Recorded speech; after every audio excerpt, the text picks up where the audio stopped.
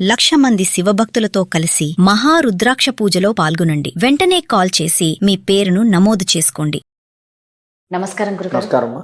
ఒత్తిడి, నిజంగా ఈ ఒత్తిడి లేని వాళ్ళు ఎవరూ లేరు. చిన్న స్కూల్ పిల్లల నుంచి ఇదే ప్రెజర్ తోనే ఉంటున్నారు. సో దీని వల్లే సూసైడ్ ఎక్కువైపోతున్నాయని అందరికీ అర్థమైపోతుంది. అంటే స్కూల్కి వెళ్లే పిల్లవాడికి అదే పరిస్థితి, ఇంట్లో భార్యలకి అదే పరిస్థితి, భర్తలకి అదే పరిస్థితి. ఇప్పుడు రీసెంట్ గా నిన్న జరిగింది. ఆ అమ్మాయి దీక్షిత, 29 ఏండ్లే. ఆ అమ్మాయి ఆల్రెడీ బెంగళూరులో పీజీ చేస్తుంది. అదే హాస్పిటల్లో ఆ అమ్మాయి వర్క్ చేస్తూ 3 రోజులు అంటే 3 నెలల నుంచి తనకి లీవ్ ఇవ్వలేదు అని చెప్పి కీసర, హైదరాబాద్ లోని కీసరికి వచ్చింది. వాళ్ళ పేరెంట్స్ ఇక్కడ ఉంటారు. అమ్మాయి అపార్ట్మెంట్స్ పై నుంచి దూకి సూసైడ్ చేసుకుంది. అంటే ఏ ఆత్మహత్యకి ఏదైనా కారణం ఒకటి ఒత్తిడి.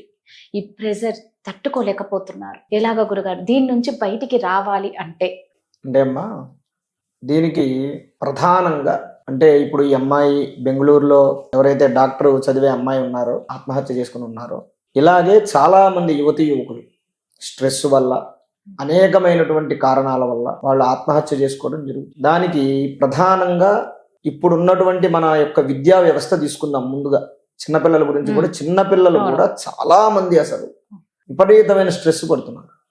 ఇప్పుడున్న విద్యా వ్యవస్థ, ప్రైవేటు స్కూల్ వాళ్ళు చెప్పేటటువంటి విద్యా వ్యవస్థ చాలా తప్పు. ఎంత తప్పు అంటే అంత తప్పు, చాలా తప్పు. అసలు విద్యా వ్యవస్థే రాంగ్. ఇప్పుడున్న విద్యా వ్యవస్థ వాళ్ళకి కనీసం ఒక గంట సేపు కూడా ఆడుకునేటటువంటి టైం ఇవ్వట్లేదు. గంట సేపు కూడా వాళ్ళకి ఆలోచించేటటువంటి సమయం ఇవ్వట్లేదు. తల్లిదండ్రులు కూడా 4వ తరగతి 5వ తరగతి చదివేటటువంటి పిల్లలకి ఐఐటి ఎందుకమ్మా నాకు అర్థం కాదు. ఎందుకు ఐఐటి ఎందుకు? 4వ తరగతి 5వ తరగతి వాడెంత, వాడి ఆలోచన ఎంత, వాడి చిన్న ఎదడెంత, వాడి శరీరం ఎంత, వాడికి ఐఐటి ఫౌండేషన్ ఎందుకు నాకు అర్థం కాదు.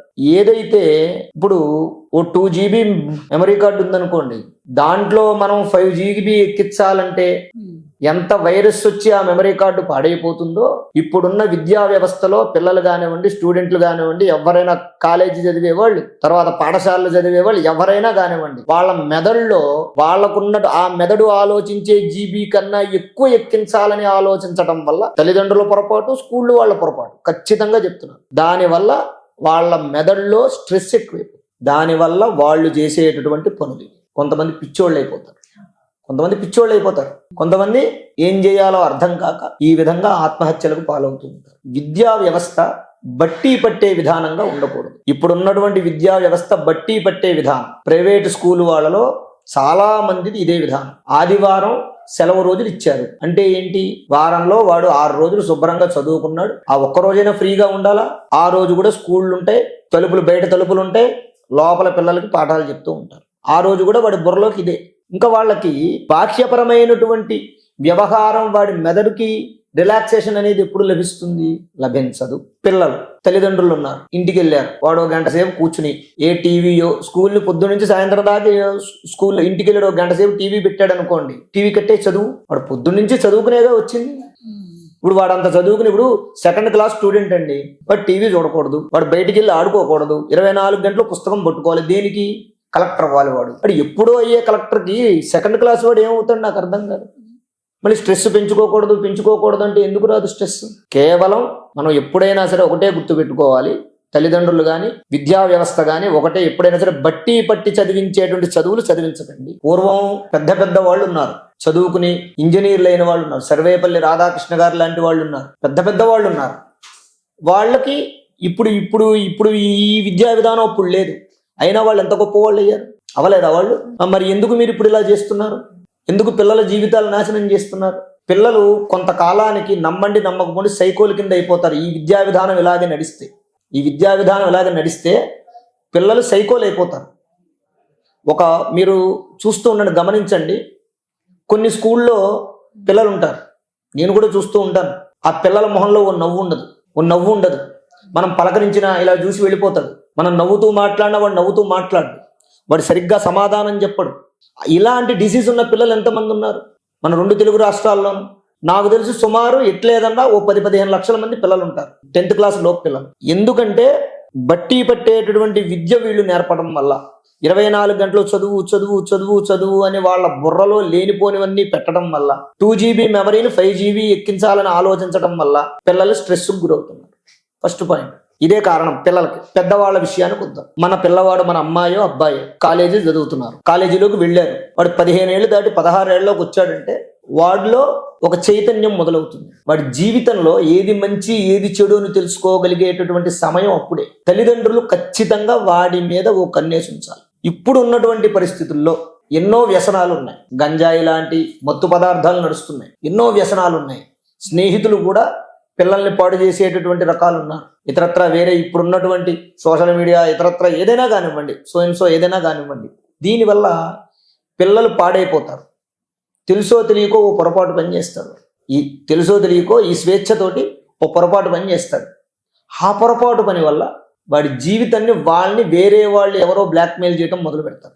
ఖచ్చితంగా స్నేహితులో లేకపోతే ఇంకొకళ్ళు వాడిని బ్లాక్మెయిల్ చేయడం స్టార్ట్ చేస్తారు. ఆ పొరపాటు పని వాడొక్కడికే తెలియదుగా, ఎవరికొకడు తెలుస్తుందిగా. తెలిసిన వాడు ఖచ్చితంగా బ్లాక్మెయిల్ చేయడం మొదలు పెడతాడు. దానివల్ల ఏమవుతుంది, వాడి జీవితంలో వాడు కొంతకాలం పాటు అది బయట ఇంట్లో తల్లిదండ్రులకు తెలిసి ఆ సమస్యకి పరిష్కారం దొరికేదాకా వాడు స్ట్రగుల్ అనుభవించాల్సిందే స్ట్రగుల్. వాడు అత్తు పదార్థం పుచ్చుకుంటూనో లేకపోతే ఏదో ఎదవ పని చేస్తూనో ఇంకోటో వాడు ఏదో దొరుకుతాడు. స్ట్రెస్. దాని తర్వాత ఏంటి, ఎవడో వీడిని బెదిరిస్తూ ఉంటాడు. ఇంట్లో తెలిసి దానికి ఒక పరిష్కారం దొరికేదాకా వాడు అలా నడుస్తూనే ఉంటాడు. ఇలాంటివన్నీ కలుగుతూ ఉంటాయి. దీనివల్ల కూడా పిల్లలకి స్ట్రెస్ కలగడం, ఆ సమస్యని ఏమో ఎవరికైనా తెలిస్తే. ఇప్పుడు ఒక చోట ఓ పిల్లవాడు డ్రంక్ అండ్ డ్రైవ్ చేశాడు, దొరికాడు, బండి పట్టుకున్నారు పోలీసులు. బాబు రేపొద్దున ఫోన్ చేస్తాం, రేపొద్దున కోర్టుకు వచ్చాయని చెప్పారు. అలాగే అన్నాడు, ఆ బండి అక్కడ పెట్టి వెళ్ళిపోయాడు. ఇంట్లో తండ్రికి కానీ తల్లికి కానీ వీడు తాగినట్టు తెలిస్తే ఇబ్బంది. వాళ్ళు ఫోన్ చేశారు. ఫోన్ చేస్తే ఎన్నిసార్లు ఫోన్ చేసినప్పుడు ఫోన్ ఎత్తట్లేదు. 2 కానిస్టేబుల్ వచ్చారు. చూస్తే వాడు ఆత్మహత్య చేసుకున్నాడు. వాడు పొరపాటు ఎవరిది? వాడు వ్యసనాలు పాలవుతుంటే గమనించని తల్లిదండ్రులది. అర్థమైందమ్మా? వాడి వయసు అలాంటిది, కానీ వాడి వయసులో ఏం చేస్తున్నాడని గమనించాలి తల్లిదండ్రులు. గమనించకపోవడం వల్ల ఇప్పుడు ఎప్పుడు డబ్బు సంపాదన, ఎప్పుడు ఉద్యోగం చేయడం, ఎప్పుడు వ్యాపారం చేయడం, ఇప్పుడు ఇవే కాదు కదా. పిల్లల యొక్క భవిష్యత్తు గమనించి, ఇప్పుడు ఇంతమంది ఉంటే కొంతమంది ఎందుకు ఇలా అవుతున్నారు? ఆ కొంతమంది యొక్క తల్లిదండ్రులు వాళ్ళ మీద దృష్టి పెట్టకపోవడం వల్ల. అలా తల్లిదండ్రులు దృష్టి పెడితే ఆ స్ట్రెస్, అసలు వాడు ఎందుకు ఇబ్బంది పడుతున్నాడు అనేది తెలుసుకోవాలి. తర్వాత ఎప్పుడూ కూడా విద్యా విధానంలో 3 రకాల విద్యార్థులు ఉంటారు. విద్యా విధానంలో 3 రకాల విద్యార్థులు ఉంటారు. ఈ 3 రకాల విద్యార్థుల్ని కూడా 3 గుణాలతో మనం పోల్చొచ్చు. సత్వగుణము, రజోగుణము, తమోగుణం. ఈ సత్వగుణం వాళ్ళు ఏం చేస్తారయ్యా అంటే, వాళ్ళు ఎవరి జోలికి వెళ్ళడం, వాడి పని వాడు చేసుకుని వాడు చదువుకుంటాడు, శుభ్రంగా IAS, IPS ప్రిపేర్ అయ్యి మంచి ఉద్యోగంలో అయిపోతాడు. వాడి వల్ల ఎవరికి ఏ బాధ ఉండదు. రజోగుణం వాడు ఉంటాడు. వీడేం చేస్తాడు? రజోగుణం అంటే సగం మంచి సగం చెడు వాడు. అన్నీ చేస్తాడు, అన్నీ అనుభవించేటటువంటి తత్వం గలవాడు వీడు. పరీక్షలు రాస్తాడు, శుభ్రంగా అత్యవసర మార్కులతోటి పాస్ అవుతాడు, వాడేదో ఉద్యోగం సద్యోగం వాడు చూస్తాడు. తామస గుణం కలిగినటువంటి విద్యార్థులు ఉంటారు. ఈ తామస గుణం కలిగినటువంటి ఈ విద్యార్థులే ఏమిటి, స్ట్రెస్కు గురవటం, వ్యసనాల పాలవటం, స్నేహితులు ఇతరత్ర వేరే కల్చర్కి అలవాటు పడి వాళ్ళ జీవితాలు నాశనం చేసుకుని ఆఖరికి ఏ దారి తెలియక ఆత్మహత్యలు చేసుకునేటటువంటి స్థితికి రావటం. ఇది ప్రధానమైనటువంటి కారణం. ఈ తామస గుణానికి కారణం ఎవరు వాళ్ళని పట్టించుకోకపోవటం, లేదా వాళ్ళు ఎవరి మాట వినకపోవటం. ఒకడు తల్లిదండ్రి మాట ఏమోనండి, నా కొడుకు నా మాట వినట్లేదు అని అన్నావు అంటే నువ్వు చేతకాని వాడు అని అర్థం. చిన్నప్పటి నుంచి అలవాటు చేయాలి. మొక్కయి వంగనప్పుడు మానైన తర్వాత వంగదు. కాబట్టి చిన్నతనం నుంచి, అందుకే పెద్దవాళ్ళు ఉత్తుపుణ్యానికి కాదు, రామాయణం చెప్పండి, భాగవతం చెప్పండి, భారతం చెప్పండి అని ఉత్తుపుణ్యానికి అనరు.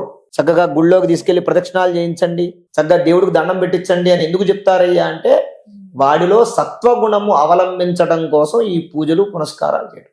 ఇంకోటి, ఒకవేళ ఎవరైనా ఇలా స్ట్రెస్తో ఉన్నారు, ఇప్పుడు ప్రస్తుతానికి పిల్లలు ఉన్నారు అనుకోండి, వాళ్ళు బయటపడాలి అంటే మెడిటేషన్ చేయాలి. ప్రతిరోజు తెల్లవారుజామున 4 గంటలకు లేచి 4 to 5 మధ్యలో మెడిటేషన్ ఓంకారం జపిస్తే ఆ స్ట్రెస్ నుంచి బయటపడతారు. ఆ టైంలో గనక ఎవరైతే మెడిటేషన్ చేస్తారో వాడు రోజు మొత్తం ఎనర్జీగా ఉంటుంది. కాబట్టి ఈ విషయాన్ని, అంటే నేను చెప్పినటువంటి విషయాన్ని దృష్టిలో పెట్టుకోవాలి. ఎందుకంటే విద్యా వ్యవస్థ, ఇప్పుడున్న పిల్లలు, చాలా మంది పిల్లలు ఉంటారు. అంటే కొన్ని స్కూళ్ళు, నేను చెప్పేది అన్ని స్కూళ్ళు అని కాదు, కొన్ని స్కూళ్ళలో మనం చూస్తున్నాంగా, ఇన్ని చూడట్టే టీవీల్లోనూ ఛానల్లోనూ పలానా పిల్లలు ఆత్మహత్య చేసుకున్నారు, పలానా పిల్లలు ఇలా. దేనికయ్యా అంటే కేవలం స్ట్రెస్, వాళ్ళు చెప్పే విద్యా విధానం వల్ల. కాబట్టి అందరూ కూడా గమనించి మీ పిల్లలు వాళ్ళు మంచి దారిలో వెళ్తున్నారా చెడు దారిలో వెళ్తున్నారా అనేది 1-2 సార్లు ఆలోచించుకుని చేస్తే బాగుంటుంది అనేటటువంటిది నా సలహా. చక్కగా చెప్పారు మా గురుగారు, సోదరు. ధన్యవాదాలు. ఆగస్టు 11వ తేదీ లక్ష రుద్రాక్ష పూజ నిర్వహించబడుతుందండి. మీ గోత్రనామాలతో పూజలు నిర్వహించి అదే విధంగా రుద్రాక్ష మరియు విభూతి మీ ఇంటికి ప్రసాదంగా కూడా పంపిస్తారు. ఎవరికైనా ఇంట్రెస్ట్ ఉంటే మాత్రం కింద స్క్రోల్ అవుతున్న నెంబర్ కి కాంటాక్ట్ అవ్వండి. ఇందులో పాల్గొంటే మీ ఇంట్లో ఉన్న కష్టాలు అన్ని విముక్తవుతాయని, పిల్లవాళ్ళు ఏమైనా సరిగ్గా చదువుకోలేదని, ఆస్తి తగాదాలు కానీ, భార్యాభర్తల తగాదాలు కానీ, ఉద్యోగం రాలేకపోతున్నా, ప్రమోషన్స్ ఏమన్నా ఇంట్రెస్ట్ ఉన్నా, వ్యాపారం సరిగ్గా లేకపోయినా, ఇలా ప్రతి కష్టానికి విముక్తి కావాలి అంటే ఆ రోజు ఈ పూజ నిర్వహిస్తే ఖచ్చితంగా ఫలితం ఉంటుంది. ఎవరికైనా ఇంట్రెస్ట్ ఉంటే మాత్రం కింద స్క్రోల్ అవుతున్న నెంబర్ కి కాంటాక్ట్ అవ్వండి. శ్రీ మహాగణాధిపతయే నమః. ఆరోగ్యము, ఐశ్వర్యము, ఆనందము, ఆర్థిక లాభం ఇవన్నీ కలగాలంటే ఆగస్టు 11వ తారీఖు మంగళవారం రోజున మేము నిర్వహించేటటువంటి లక్ష రుద్రాక్షల పూజలో పాల్గొనండి. పరమేశ్వరుడి యొక్క అనుగ్రహం వల్ల సర్వ విధములైనటువంటి కష్టాలు నివారణమై ఐశ్వర్యాలు కలుగుతాయి. లక్ష రుద్రాక్ష పూజలో పాల్గొనేటటువంటి వారు స్క్రీన్ మీద స్క్రోల్ అవుతున్నటువంటి నంబర్లకు కాల్ చేసి రిజిస్ట్రేషన్ చేసుకోగలరు.